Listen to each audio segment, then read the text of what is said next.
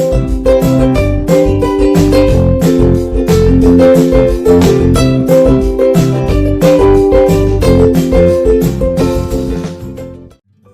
Friends, இன்றைக்கி நம்ம இட்லி பொடி எப்படி செய்கிறதுன்னு பார்க்கலாம். உளுத்தம்பருப்பு 200 கிராம் எடுத்திருக்கேன். கடாயில் எண்ணெய் ஊற்றாமல் நல்லா பொன்னிறமாக வறுத்து எடுத்துக்கணும்.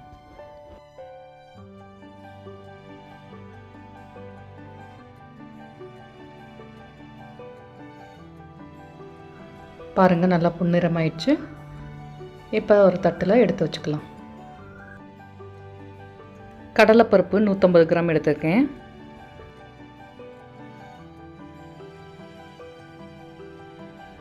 இதையும் பொன்னிறமாக நல்லா வறுத்துக்கலாம்.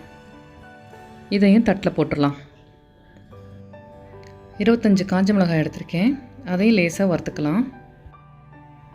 காரத்துக்கு தேவையான மாதிரி கூட்டி குறைச்சி போட்டுக்கலாம். இதையும் தட்டில் போட்டுடலாம். ஒரு பிடி அளவுக்கு கருவேப்பிலை எடுத்திருக்கேன். ஈரத்தன்மை போகிற மாதிரி லேசாக வறுத்துடலாம். இதையும் தட்டில் போட்டு கொஞ்ச நேரம் ஆற விடலாம். இது கூட 10 பல் பச்சை பூண்டு சேர்த்துக்கலாம்.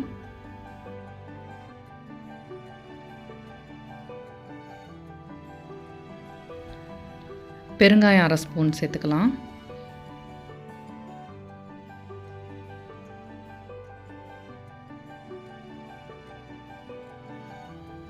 தேவையான அளவு உப்பு போட்டுக்கலாம்.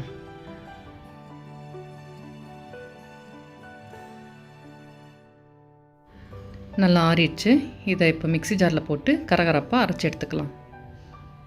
இந்த பொடியோட நல்லெண்ணெய் சேர்த்து இட்லி தோசைக்கு தொட்டு சாப்பிட்லாம். ரொம்ப டேஸ்ட்டாக இருக்கும். நீங்களும் ட்ரை பண்ணி பாருங்கள். கமெண்ட் பண்ணுங்கள். தேங்க்யூ.